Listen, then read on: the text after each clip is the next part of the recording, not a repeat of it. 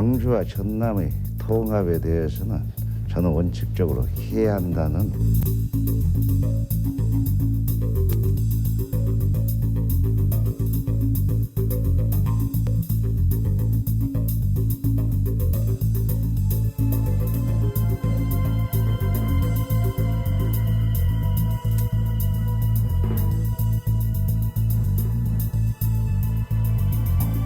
오늘 광주 전남 통합에 관한 이 시도지사 간 합의는 하나 더하기 하나가 둘이 아닌 셋이 될 수 있는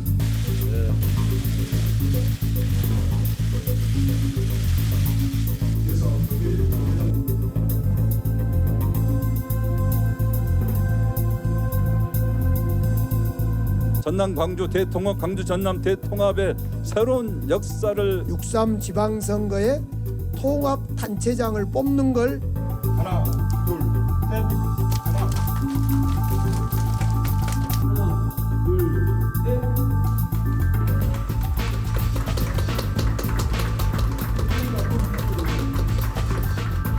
광주 전남 대부흥! 화이팅!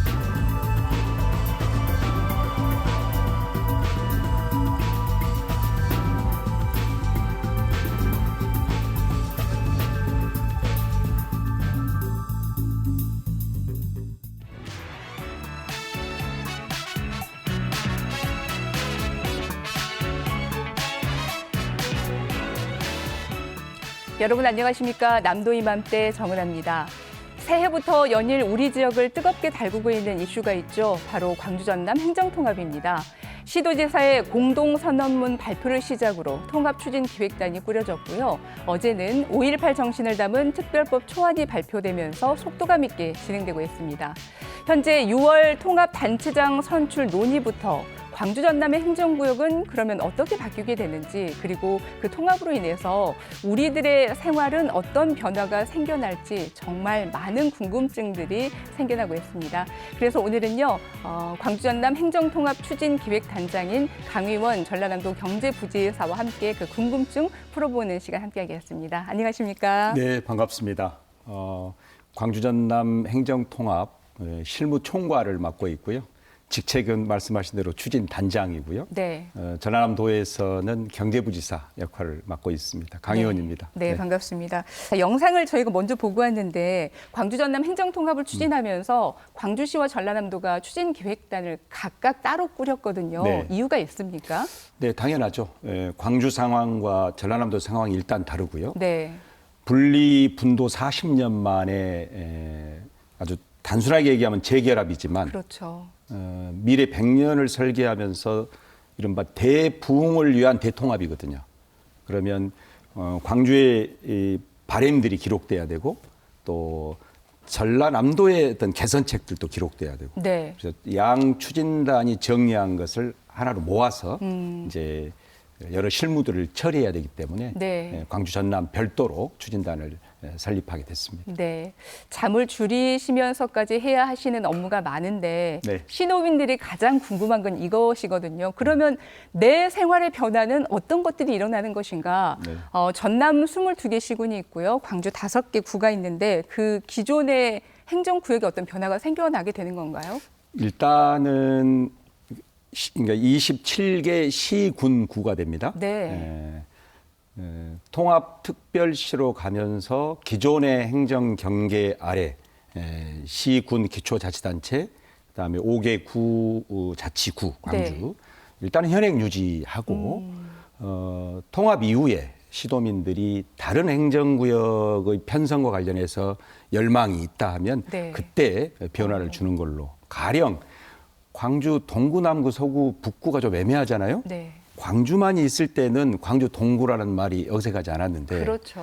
광주 전남을 통합하고 나서의 광주 전남 특별시 동구 애매하기 때문에 네. 자연스럽게 추진단에서도 그런 얘기가 나왔습니다. 동구 구민들이 네. 이름을 이 특별시에 준하게 바꾸고 싶다. 네. 그러면 여론과 공론을 통해서 바꾸는 아마 이후에 통합 이후에 이런 절차들이 하나하나 아마 이걸 계산하면 수백 개가 됩니다만 그렇죠. 지금 시한이 정해져 있기 때문에 잠정적으로 유예하고 이후에 절차를 밟자 이렇게 지금 의견이 모아지고 있습니다. 네. 자, 영상에서도 저희가 봤듯이 그 관련 화면들이 굉장히 옛날 화면이었잖아요.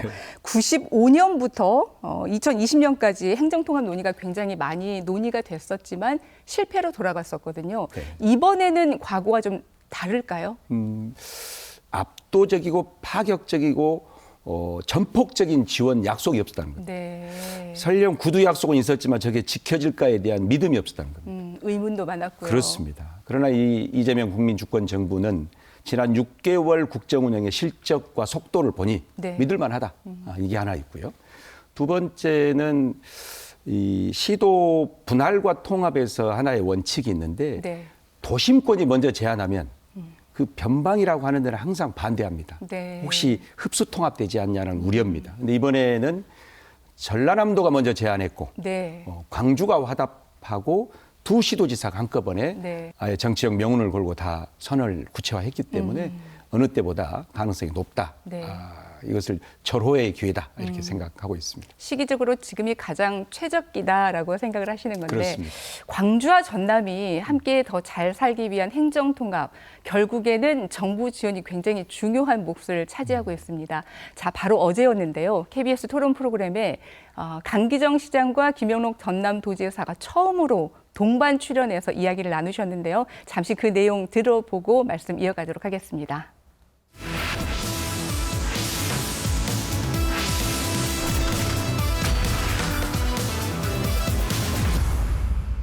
당연히 이제 통합을 할 때 유인책 중에 하나가 기존에 받던 국가로부터 받는 재정보다 훨씬 더 많이 받도록 하는 것이 이 특별법 속에 담겨 있습니다. 정부로부터 지금 광주가 한 4조, 전남이 한 6조 이렇게 받습니다. 현재. 네.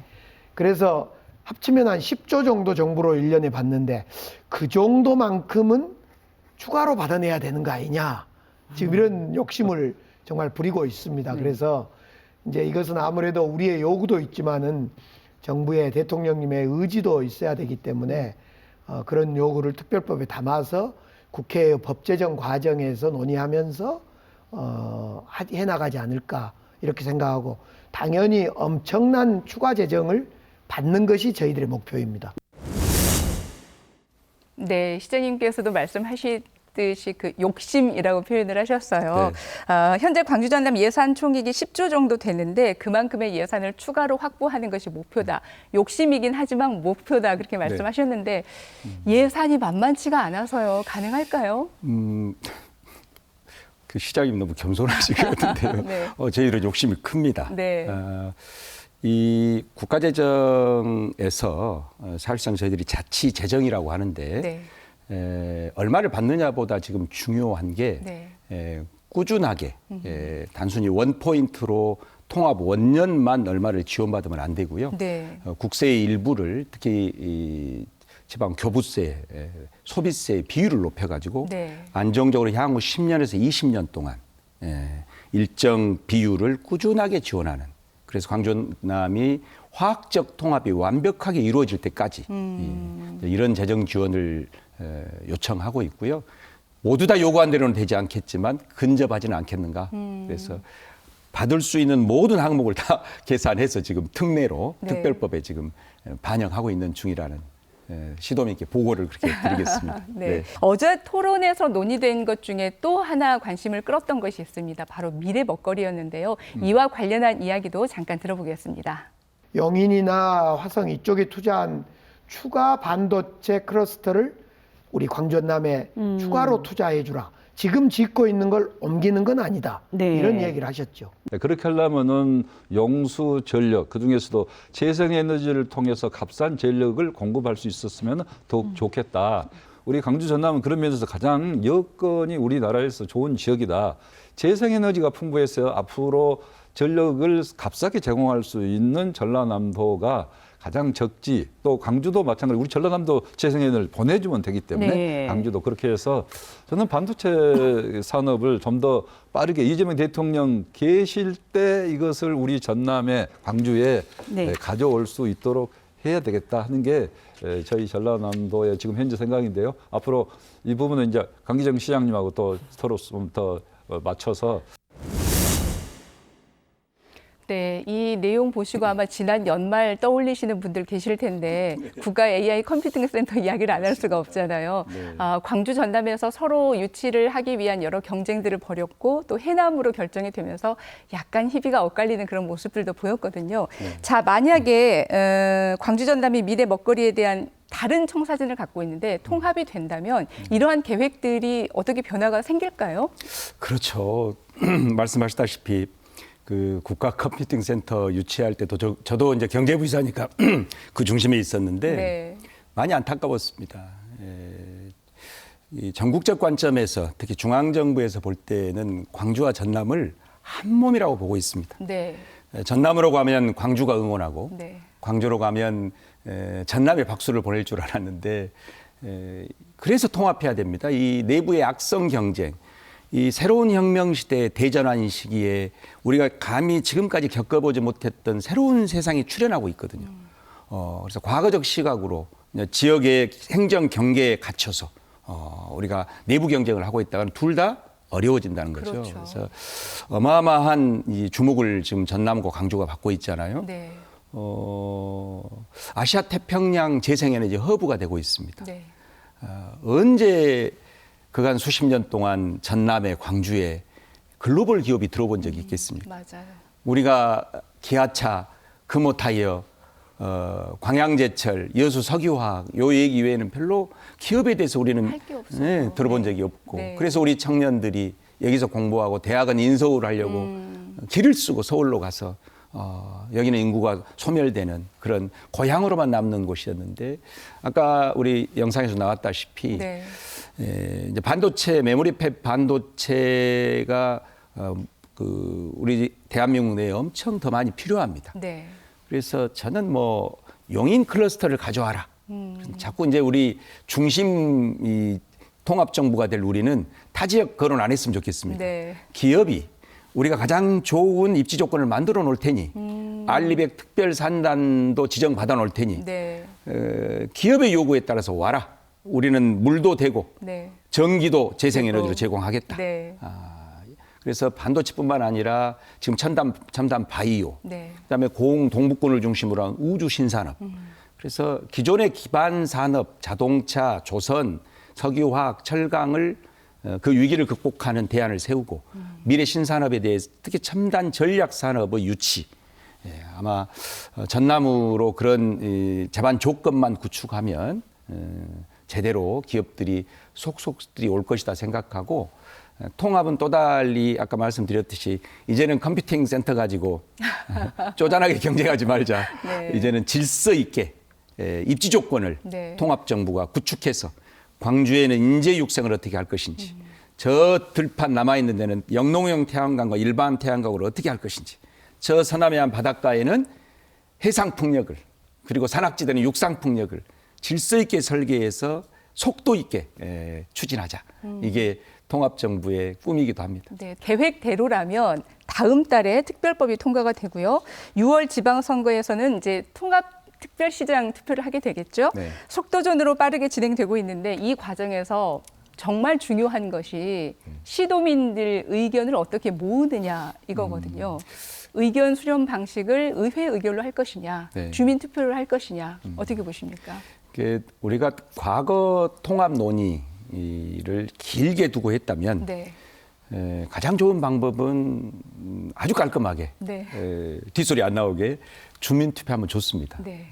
대략 한 400억 들어간다는데 100년 미래를 보자면 400억이 큰 돈은 아니죠. 근데 문제는 지금 거기에 있지 않습니다. 이재명 정부의 압도적 지원책의 그 제시된 상황에서 사실 정부 초기 1년 즉 개혁 동력이 있을 때 통합 동력이 살거든요. 네. 그러니까 무슨 얘기냐면 시험 기간이 정해졌다는 겁니다. 네. 그 이후에 지나면 사실 통합이 쉽지 않습니다. 시험 기간이 정해졌는데 우리 광주하고 전남의 시도민들이 나 공부 열심히 해가지고 충분히 내가 공부가 됐을 때 내 알아서 시험 볼게. 네. 그러면 시험을 합격하고 입학은 못하는 거죠. 네. 그래서 저는 정해진 시간에 지금 한 2달인데 2년 정도 수기 과정을 거치는 듯한 밀도로 시도민들의 의견을 경청하고 수렴하자. 그래서 주민투표는 사실상 쉽지 않다. 그렇죠. 그러나 주민투표에 들어가는 돈 좀 아껴가지고 네. 언론 또 시, 군, 구 간담회 네. 이것을 하루에 2-3번씩이라도 해가지고 방송을 통해서 공표하고 짧은 시기에 수기 공론 절차를 깊게 가져가면 충분히 가능하고 이 또한 속도가 실력이다. 네. 이런 말씀을 드립니다. 어떤 변화가 생겨나면 늘 같이 따라가는 것이 기대와 우려거든요. 네. 지금 딱 그렇습니다. 이렇게 공존하고 있는 이 시기에 어제 토론 자리에서 이 두 분께서 그럼에도 통합이 필요한 이유를 이렇게 밝히셨거든요. 함께 들어보시죠. 재정자치권이라든가 인사권이라든가 또 여러 가지 자치 분권의 권한이 많이 있습니다. 그런 걸 이번 통합단체 시, 그러니까 우리 통합시에 한번 줘서 실증을 했으면 좋겠어요. 그래서 잘 된지 안 된지. 네. 2-3년 해보면 거의 잘 되면 대통령께서 퇴임을 하기 직전에 대한민국을 명실상부한 연방국가로 선언하고 법제도 개선을 전면적으로 전환하면 아마 그러면 대한민국은 새로운 단계로 발전할 거다 이런 생각을 해보고 이번 기회가 가장 절호 기회고 이번 기회에 이렇게 대폭적인 권한 이양을 통해서 앞으로 독일 연방주처럼 그런 정도 권한을 갖는 시작입니다. 시작인데 그 길을 열었다. 이번에 열 수 있다. 굉장히 중요한 대목이기 때문에 이번에 그 길을 열고 우리가 서울특별시가 누리는 것 이상의 허가권 또 여러 가지 권한을 넘겨받고 재정도 풍부하게 재정이 있어야 일을 할 거 아니에요? 특별시장이 재정이 있어야 일을 할 건데 그래서 아까 강기정 시장님 통크게 이야기하셨는데 저희들도 그런 재정 목표 10조 말씀하셨는데 함께 노력을 해서 우리 광주 전남 대통합을 통해서 대부흥할 수 있도록 노력을 하겠습니다. 네, 두 분 말씀은 새로운 시도, 기회, 그리고 지방자치 완성 이런 내용들을 강조를 하셨는데 단장님께서는 행정통합이 이렇기 때문에 필요하다라고 말씀하신다면 어떤 내용 강조하시겠습니까? 시민들에게 어떤 도시를 만들고 싶은가, 어떤 철학이 있는 미래의 도시를 만들고 싶은가를 오히려 그런 여론 수렴을 통해 가지고 이제 하나하나 저는 한 통합 이후에 한 대략 한 4-5년 바라건대 2030년이 5.18 50년 5월 반세기입니다. 네. 그때까지 우리 광주 전남 통합특별시의 미래 100년 구상들이 시민의 여름으로 한번 그림이 그려졌으면 좋겠다. 네. 이런 바람을 갖고 있습니다. 네. 우려와 기대가 큰 만큼 또 네. 새로운 변화에 대한 도전인 만큼 해결해 하셔야 될 일들이 굉장히 많거든요. 네. 중간에 말씀하실 때 동력이 살아있을 때 확 끌어모아야 된다 그런 말씀하셨는데 현장에서도 지금 바삐 움직이시는 것처럼 앞으로도 최선을 다해서 애써주시기 바랍니다. 오늘 말씀 고맙습니다. 네, 고맙습니다. 전문가들은 이번 통합 논의가 과거와 다른 점이 절박함 이렇게 이야기합니다. 청년 유출과 지역 소멸 때문에 그런데요. 다시 추진되고 있는 우리 지역의 통합 논의가 지역 소멸의 위기를 극복하는 대안으로 자리 잡을 수 있을지 계속해서 관심 있게 지켜봐 주시기 바랍니다. 자, 당분간은 포근한 날씨가 이어진다고 합니다. 기온이 오르내리고 있는 이맘때 호흡기 질환에 각별히 유의하시기 바랍니다. 남도 이맘때 여기에서 마치고요. 다음 시간에 뵙겠습니다. 함께해 주신 여러분 고맙습니다.